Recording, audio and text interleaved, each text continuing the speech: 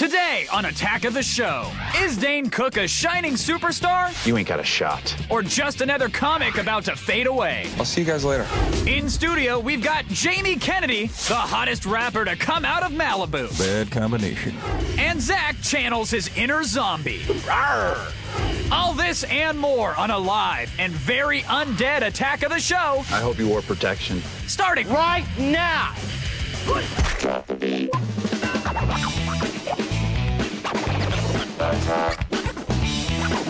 going on here? Think upon this. Welcome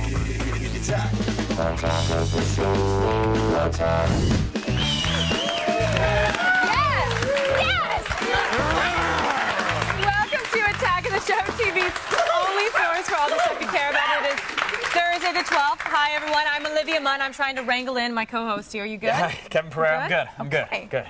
Actually got a little winded. I know. Don't do that again. Sorry okay? about that. We're coming to you live from the G4 studios in Los Angeles, and I wanted to share something with you, Miss Olivia. This morning, a buddy forwards me a link to the Smoke and Gun, a little website where they get all sorts of interesting white papers on people and stuff like that. Well, here they have the writer for the new Killers tour, and as usual with celebrities and whatnot, it's pretty funny stuff. Yeah, now, for those of you who don't know what a writer is, it's a perk that when you get to become a big deal like those guys, it's a list of things you require to perform, like food preferences, stuff for the dressing room and backstage, but sometimes they get a little outrageous. It's basically like, you know, I want Skittles, and they all have to be green Skittles. Right. I'm not going to be happy unless I get 40 Twinkies filled with cream cheese. Yeah, and or I won't perform. Yeah, and some poor intern has to sit there with a syringe and do it all. Yeah. Well, look at their liquor request. Not outrageous, just very specific, actually. Very specific. 1 liter of Maker's Mark and 1 bottle of Absolute every Monday, Wednesday, and Friday. Well, and then you have Jack Daniels and gin every Tuesday, Thursday, and Saturday. Now, Sundays are reserved for Jameson's and tequila. You know, I like how they're very classy. They separate their liquors. Well, they don't mix and match. They don't mix. Rock They're stars like don't Monday, mix and match. Wednesdays, Come and on. Fridays are completely different days It's than Tuesdays, quite Thursdays, and a Sundays. training regimen, guys. Way to stay in shape for the tour. And I like you point out earlier that they didn't even request a specific tequila. Just doesn't matter. Yeah, just Sunday just tequila day. Tequila's fine. By then, they won't notice. It doesn't matter. Yeah. Sure, it's Patron. It doesn't matter. Since we're kind of big deals ourselves, though, I thought maybe we could talk about our writers. You go on a lot of magazine shoots. Yeah. You do a lot of like kids shows and stuff for PBS and whatnot. A lot of Muppet things. That's true. When you show up, like, do you have a writer? Do you have a lot of requests, or? I have a little bit of a writer. I mean, like this. In case I have a headache, some Advil liquid gels, that's a space heater in case I get cold, some deli meats. I like the turkey kind, a couple candy bars, and I know I'm being a little unreasonable for asking because it's all water, but I really like Fiji water. Well, it's not unreasonable if you have a particular type. I you love like. Fiji water. I mean, but you're not going to throw if they get you the Sparklets, whatever's on sale at Albertsons. You're not going to throw it against the wall. No, it's not a big deal at all. I just, it's just some things that if they could accommodate me, that'd be cool. If not, that's not a big deal. That's pretty reasonable. Yeah. Well, what about you? I mean, you go out sometimes, And I really don't go out a lot, though. But when I don't. But when I do, I have one? I do the usual. I think you're supposed to. It's kind of like it's bad form to not have one. So I like a 12er of Magnum condoms, a set of Honda Del Sol Micro Machines, a bucket of KFC chicken skin, but it's got to be enough for 20 people at least. Okay. I need at least one 2.5 liter bucket of Malto meal, and I prefer it steaming hot. If not, I'm chucking it against the wall. And then if possible, 2 copies of the Bring It On movie sets. I think an extra copy is always good. You never know, one guy might get scratched, it could get scuffed. 2 is the way to go. That's a pretty. I mean, I've seen those kind of riders where not that big of a deal. But why steaming hot? I won't eat it. I won't eat it room temperature. I won't. I got tortured with that enough as a child. Mom was like, "Here you go, eat every last drop, or you're not playing Mortal Kombat for the Sega Genesis." Oh. Well, guess what, Mom? I threw it in the trash, and you thought I ate it. Wow. Okay. Well, besides getting in some last-minute internet gambling today, you okay? I'm good. You guys, I'm also surfing the internet for you guys. I'm waiting for a credit card to up my limits. They're not going to. Just like a couple. Just like make it 50,000. It's an even 50,000. We're going broke. Can I borrow your credit card? And we're going around the net. No.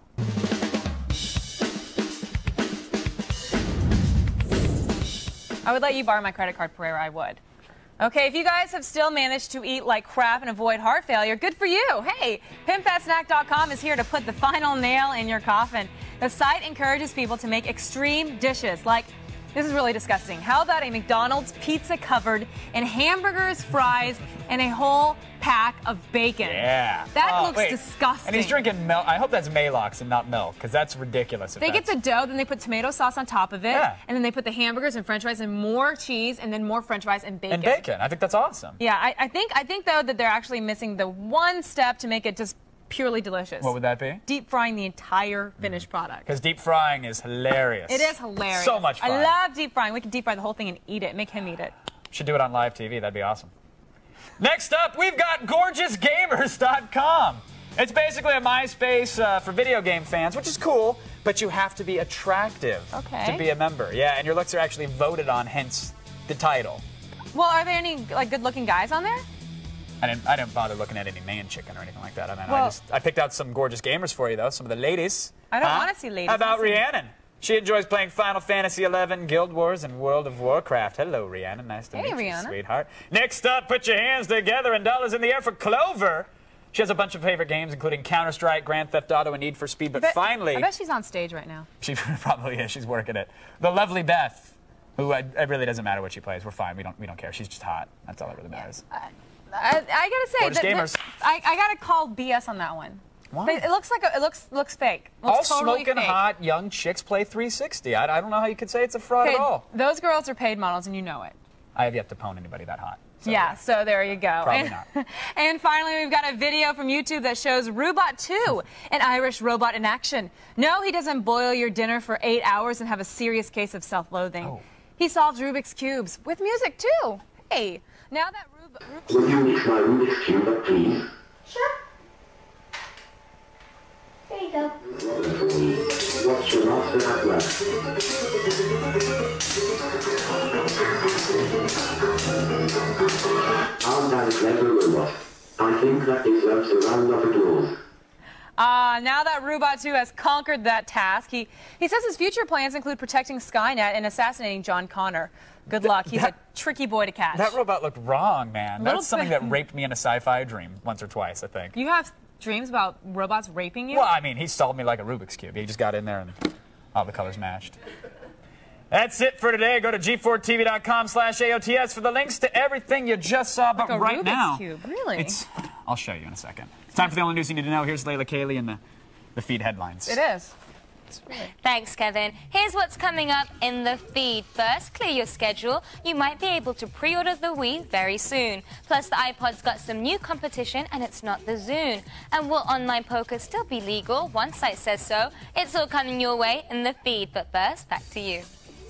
Thanks, Layla. Right now, let's check in with our good old buddy, old pal, our great friend, Zach Selwyn. What's up, buddy? Hey, Hi, Zach. guys. Hey, How are ya? We're good. Hey, I heard a little rumor that you're playing a zombie in a new movie. What'd you smell the brain on my breath or something? Damn it, I thought I used Listerine earlier.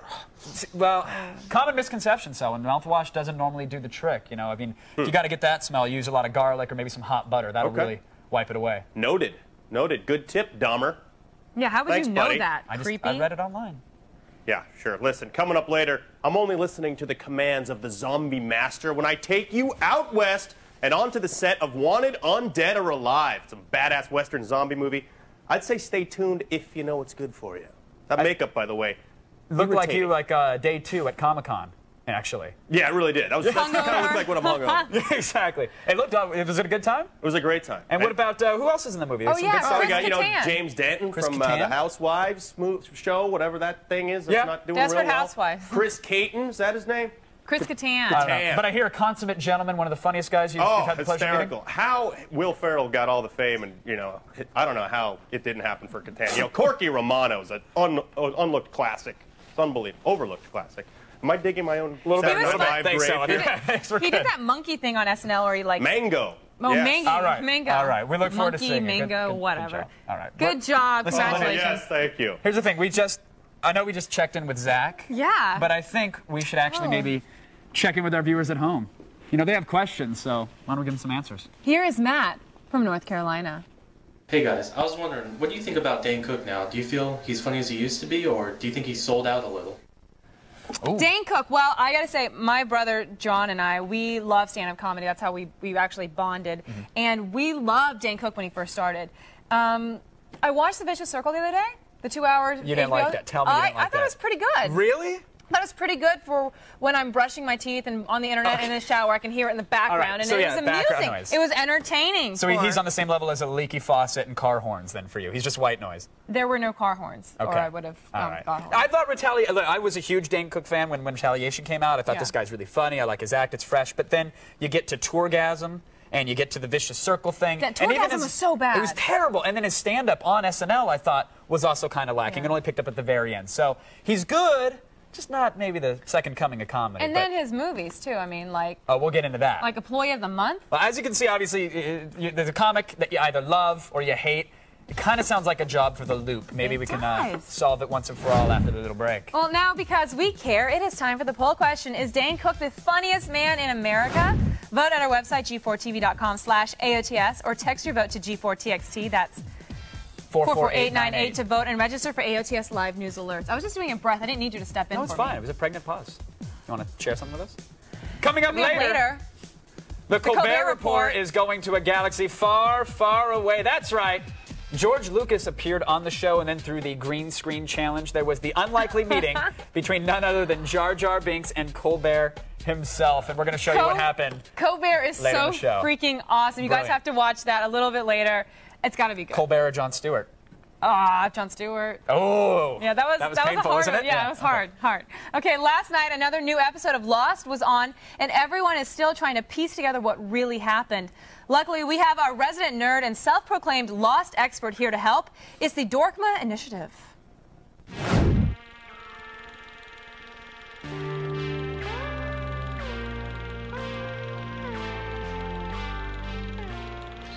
Welcome. I am Dr. Jay Hopkins of the Dorkma Initiative, and this is another Lost Viewer Orientation. We will begin today with episode 302, entitled The Glass Ballerina. First incident, the Sun and Jin flashbacks. We learn that Sun has a history of deception, highlighted by the breaking of the titular glass ballerina when she was a child. We also learn that she was, indeed, sleeping with Jay, the hotel heir. He also gave her a pearl necklace, which would... Leo, could you please keep it together? We're trying to make a film here. Honestly. Anyway, this once again throws doubt on the paternity of Sun's baby. Incident 2, the magnetic field. Two of the others, Juliet and Henry Ben Linescale, discuss the issue of the boat carrying Jin, Sun, and Saeed. Juliet remarks that the magnetic field around the island will keep them sailing in circles. This is perhaps why Desmond was unable to get anywhere in the same sailboat. Later, Henry Ben Linescale will claim he can send Jack home. This proves that the others know the trick to getting off of the island, and that Michael and Walt likely return to the outside world. Of course, the Dorkma Initiative knows for a fact that Michael and Walt are actually being held by that she tastes like strawberries. Colleagues of mine have claimed that she would taste like peaches, but I held fast that she would, in fact, taste of some sort of berry. Honestly, I thought boysenberry, but I'm not going to split hairs, so... Incident 8, the outside world. Henry Ben Linescale reveals to Jack that the others do, in fact, have access to the outside world.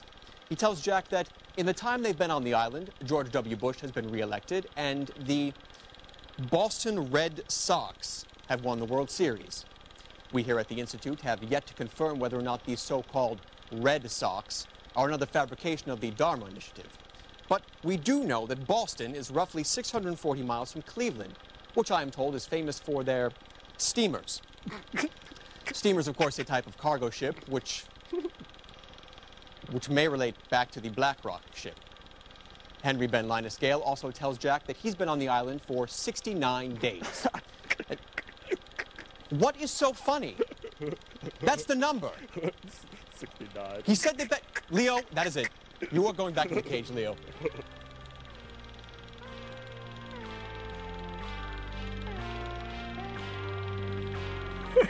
And there you have it. Keep watching here. Things are going to go down. Look, and I ain't taking a bullet for nobody. We are packing a punch when we get back. I'm not even for you. Is Dane Cook the funniest man in America? He waxes his forearms and he lost his virginity in the Boy Scouts. The Loop decides. And when do you tell her your condition? Say he picked up some germ. We're going in your pants.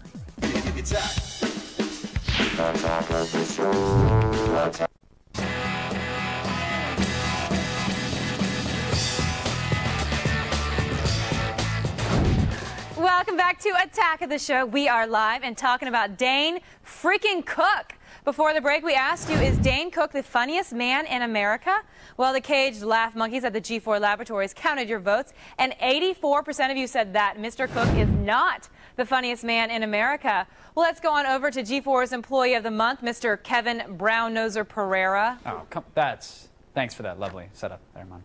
Dane Cook may have over 1.5 million MySpace friends, but not since Larry the Cable Guy has a nation been so divided on whether or not a comedian is actually funny. Best-selling CDs, highly rated cable television shows, 2 top 10 podcasts, but is Dane Cook really the comedic genius his fans claim that he is? Harmful if swallowed, kids. It's The Loop.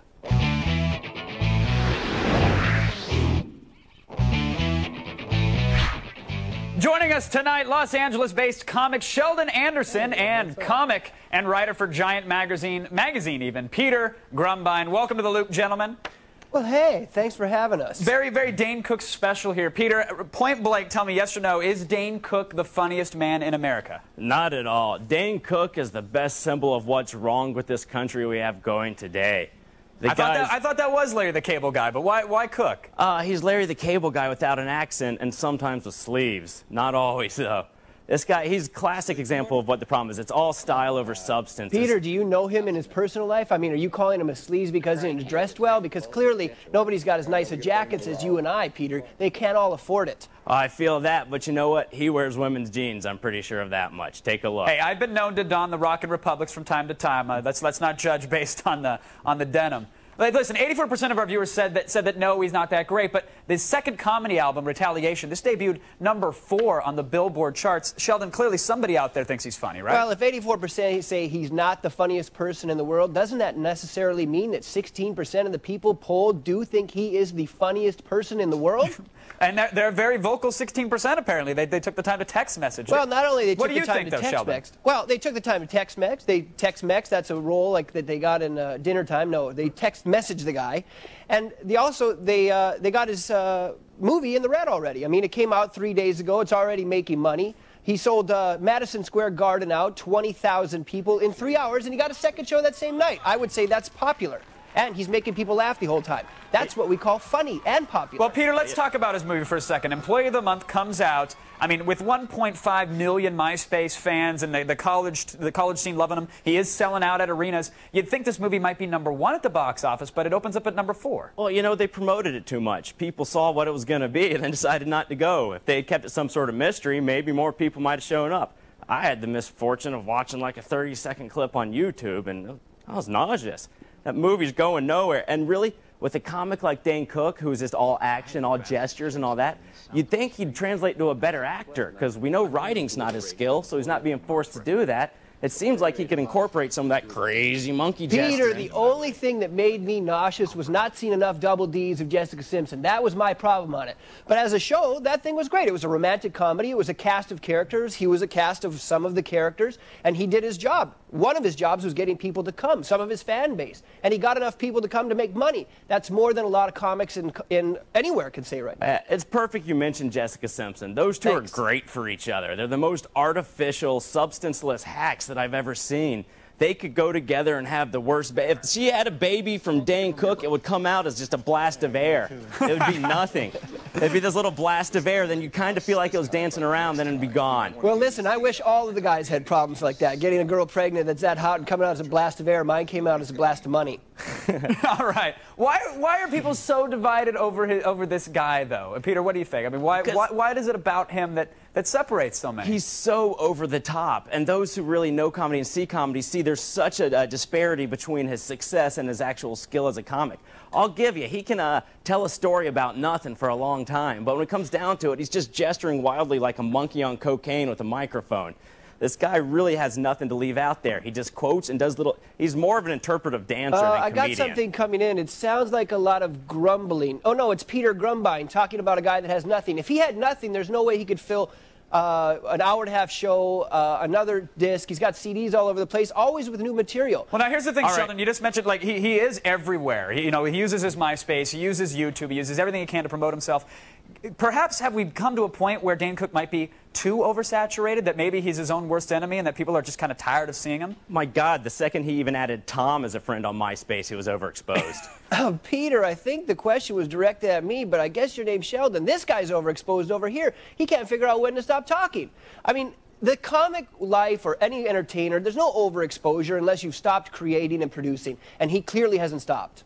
All right, well, Cook says that other comics have a stigma. He said they're also dark and ball-busty and negative. Peter, is it at least somewhat refreshing to see a comedian who doesn't have to resort to insulting others to get a laugh?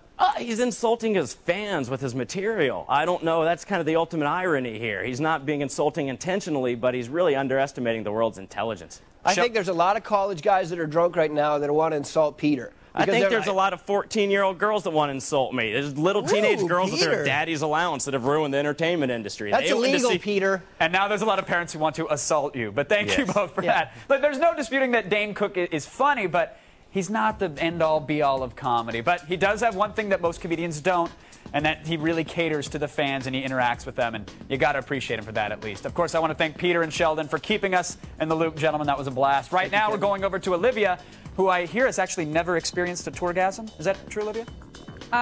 It is true. Thanks, Kev. Well, you guys, still ahead, we'll tell you when you can start pre-ordering the Wii when we give you all the news that is fit to digest in the feed, and we make some cat noises and go in your pants with sex advice. All that and more on TV's only source for all the stuff you care about.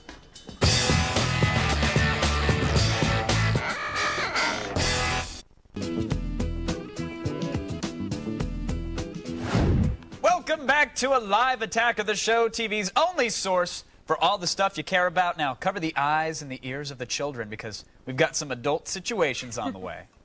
And possibly some strong sexual content, too. It is time for another trip in your pants.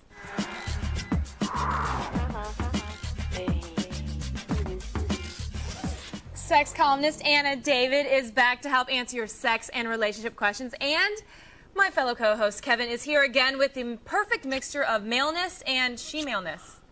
Thank you. That's right. Thank you. Look Please beautiful. hold the applause. I love your hold the profile. applause, everybody. Thank you. It's a beautiful profile. Strong jawline there.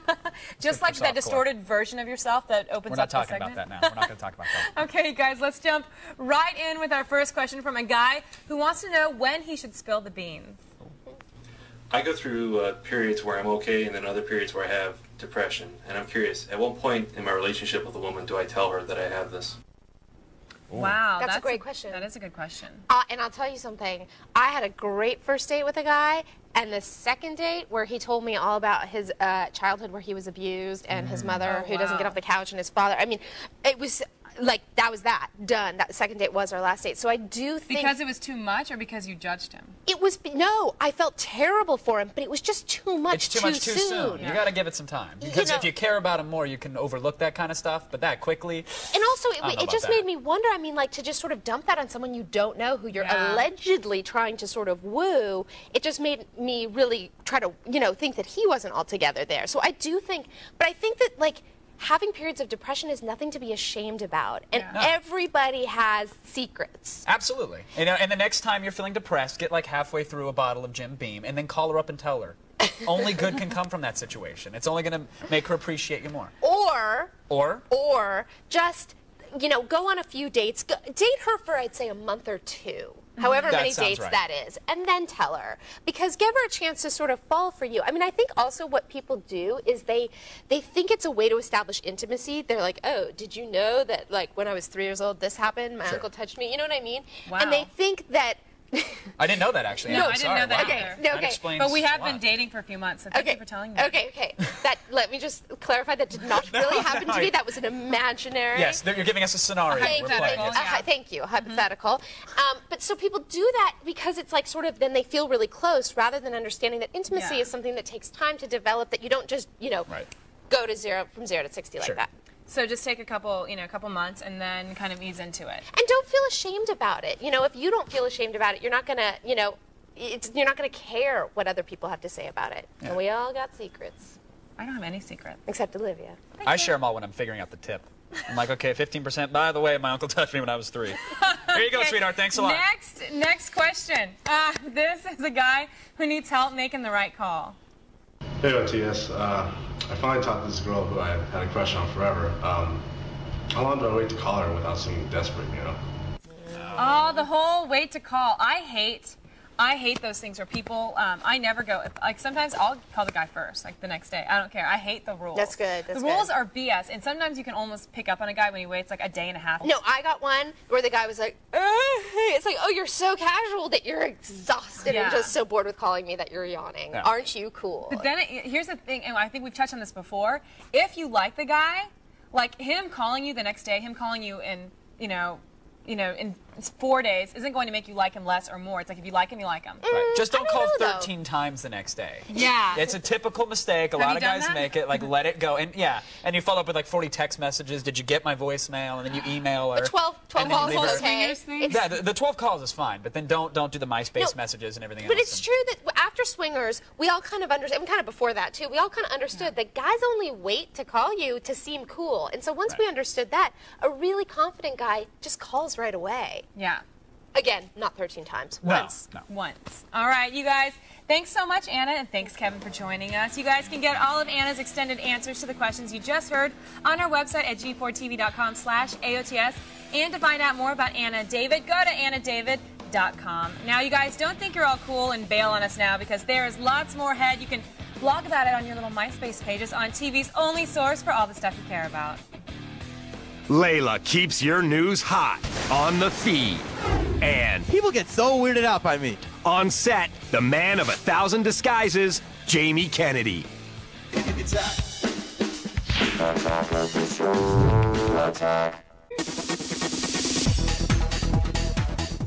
Hey, this is Maximilian. Tomorrow's Friday the 13th. Do you plan on taking any precautions? Are you going to wear some underwear, or what are you going to do for once? Nah. No, I'm not going to wear underwear. you don't care. You don't believe in any of that crap, right? I don't believe in Friday the 13th or any of those superstitions. I mean, sometimes when you get, like when you get really lucky, like when I'm going out for auditions, I start to get really, I'm like, I don't want to like print out new sides. I just want to hold onto those. I think they're lucky. But then after a while, you get superstitious about copy? I do, because I'm like, I felt really comfortable with them. But other than that, like, no, I don't really. But if like a black cat crosses your path, you're going to kick it in the face? Yeah, I would kick it. Would you kick it? Oh, totally. I'd kick it if it was a white cat or calico. I really don't care. If it's a kitten, it's getting the boot. Little sketcher. We want to hear from you folks. Send us. If you send us a question and we use it, you're going to get a free Attack of the Show t-shirt. Hey! Where is it? They'll get one. They're pointing. Oh, it's right here. Our stage manager's just going like this. I thought he was having a seizure. He's doing old. this. He's like this. You never know. Right there. Right there. There it is. Hold on. There it is. Look at that. Hey. That was well it's worth the nice time and and trouble. flashy, and it's awesome. And look, Kevin kissed it. The boys at home love that stuff, right? All right, you guys, just send it to g4tv.com/video voicemail to send in a question. It's easy, and you get to be on TV, too. Yes. Welcome back, folks. We're live, in case you didn't notice. And we're feeling the force. At least I hope that's what that is. Later, we are showing you Stephen Colbert in the Star Wars universe in an amazing green screen film. Stay tuned to see Colbert put Jar Jar Binks in his place. Yes, but right now it happens to be time for the only news that you need to know in the feed. Thanks, guys. I'm Layla Kaylee, and it's time to start the feed.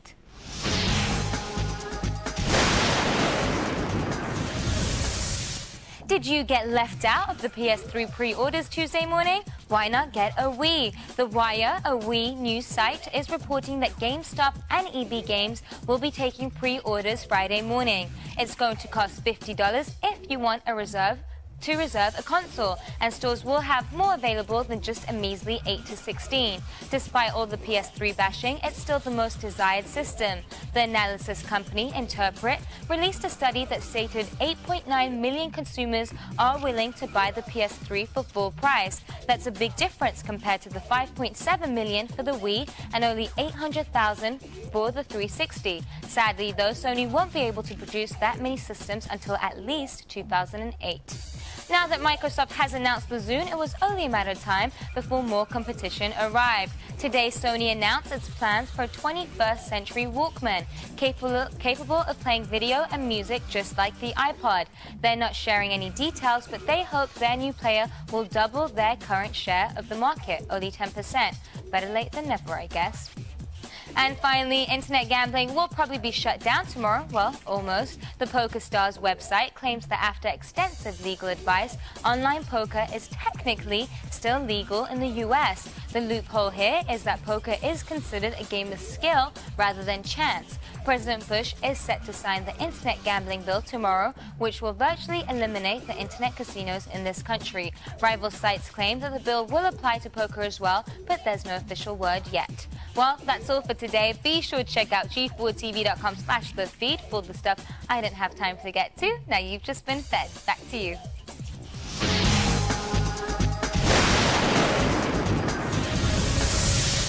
Thanks, Layla. Kevin, I want a Wii. I want a Wii now! Kevin, give me a Wii! And while you're at it, give me an Oompa Loompa so I can play tennis with it. And bangers and mash and buggers and other British words. Stick around. Kevin, I want a Wii now! Kevin! TV's only source for all this stuff you care about. Wii!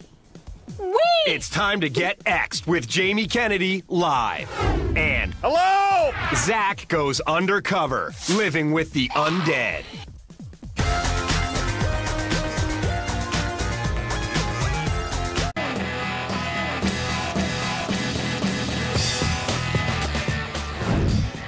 Welcome back to Attack of the Show, TV's only source for all the stuff you care about. We are live, and right now I'm going to go over to Kevin because I think Peter Grubman's in the dressing room.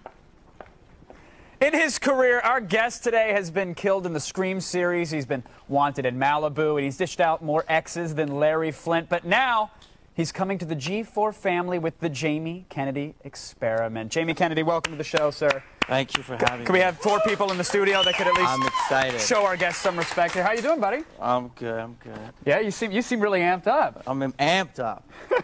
I'm here. I want to promote the show. I want to talk about some stuff. How much time do we have? Let's talk about the show. We've got, I think, like 3.5 minutes, which feels like 15 seconds once we're done showing some clips. Okay. But let's start off with what's this King Rat clip?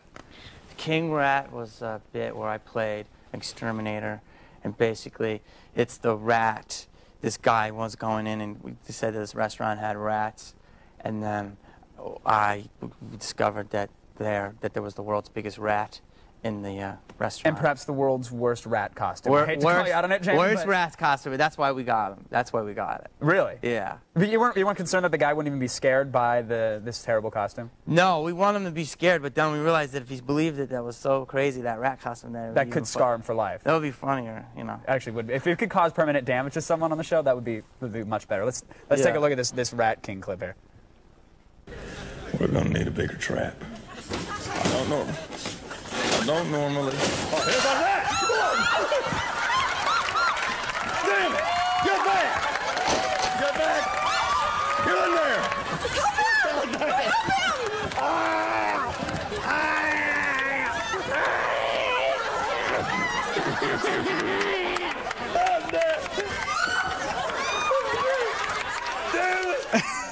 So that's that was the world's biggest rat. And actually, the rat is played by Deep Roy, who's one of the Oompa Loompa in Charlie and the Chocolate Factory. He's my boy. He books all the major gigs, really. He does all the good stuff. Is a guy like that pissed when you're done, or once you let him in, okay, it's a hidden camera show, he's cool with it? I mean, he was actually from Jamaica, and he said, "Yo, I saw some big rats down there, my friend." You know, like he was. So he was cool, and he was really great. He was a nice guy. Nice. Now, next up, you have I don't want to say an obsession with Bob Saget. I'm rather jealous of it because you get to hang out with this guy all the time. But what's the deal with Bob Saget? I love Bob, and Bob is the man. And so when we did this bit, I said, I want to do a bit where I break into your house, and I take people on a tour and let people think that you're going to come home. And that's what this bit is. I do the world's only Hollywood tour that takes you inside the tour's homes. Yeah, it's one of the most popular. And find some really interesting stuff. Yeah, you find out the real Bob Saget. Well, here it is. Take a look. This is inside Bob Saget's house.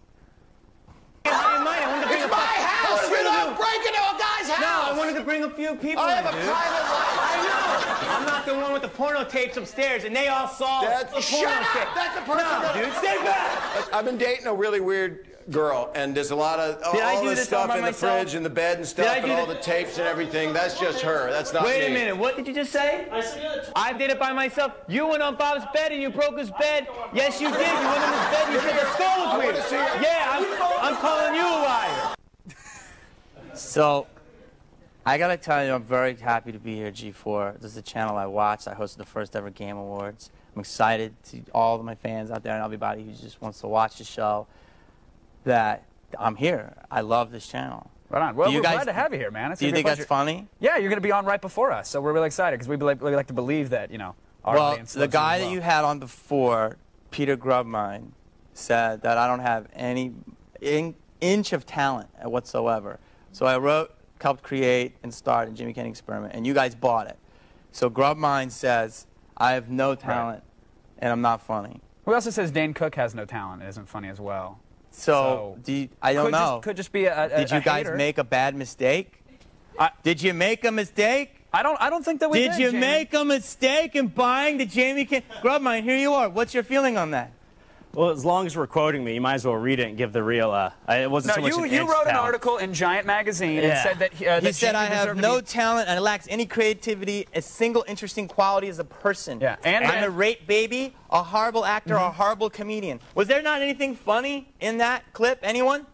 Was it funny? Some people giggled. People giggled at her. The whole network, you made a mistake. You bought a show that Grubmine doesn't think is funny. This is the most fame we'll ever have. This is, oh, no, that's great. I was here pushing for you to apologize to the African-American community for what you did with that rap album and how much it's torn race relations. And just, honestly, it's an insult.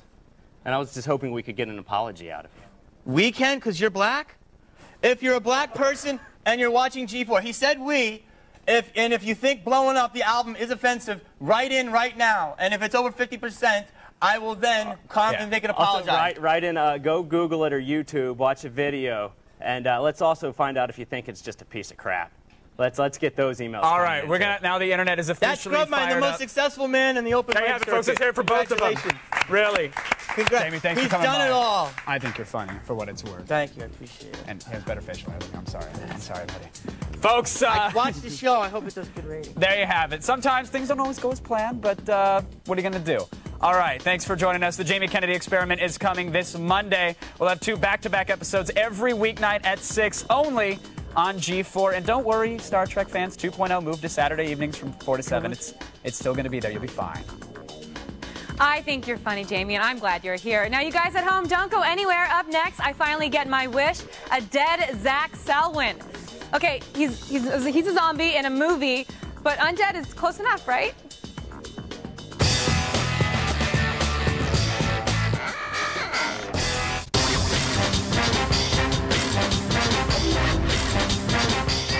You look like the creepiest trucker ever. Awesome. I love it. Welcome back to the show. Zach, what's this I hear about you getting a big movie part? Congratulations. Yeah, thanks a lot. It was a zombie western called Wanted, Undead, or Alive. Actually, the credits are supposed to read, starring Zach Selwyn, with appearances by Chris Kattan and James Denton. But there were some creative differences, if you know what I mean. Well, you know, let's just check it out for ourselves. Let's see what happened with this road report presented by the all-new 2007 Jeep Wrangler Unlimited.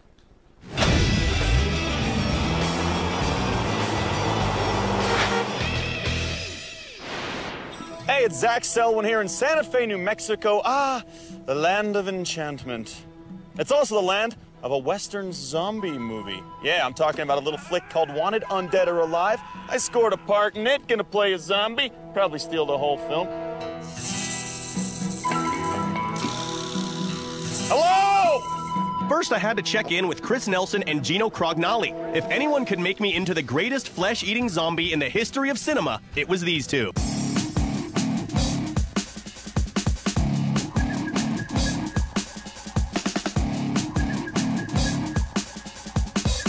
This is what I look like after my bachelor party.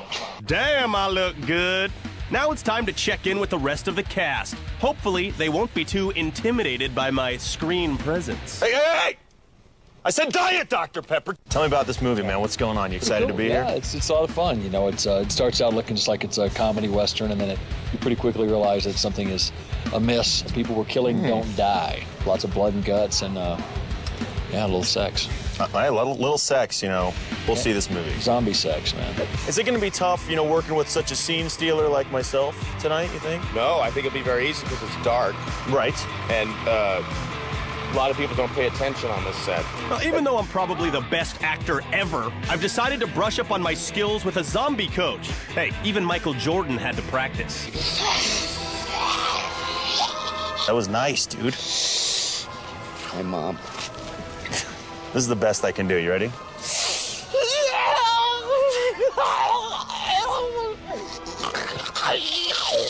Now that my acting craft is a finely tuned machine, I'm ready to head to the set and get my zombie on. That's it. Oh, hey, Mr. Glasgow. Max Owen. I'm the show. I'm in the movie. I'm very excited. It's a big break for me. I'm very excited. Who told you it was all right to come on to the... Well, no, I'm supposed to be here. I mean, I got cast, and my agent sent me down here, but I have my lines. I think I'm really getting I zombie. haven't talked to anybody's agent. I told you, man. Well, no pleasure. Stay away from me. All right, no, thanks so much for coming out. No, it's been great. I just think I got fired from the movie. Any chance I can maybe get a makeout scene? What is wrong with these people? Don't they recognize genius when they see it? One day, they'll be sorry. Fired. My big break is over. I'm not scary. I can't scare anybody. Yeah, I'll take some more coffee.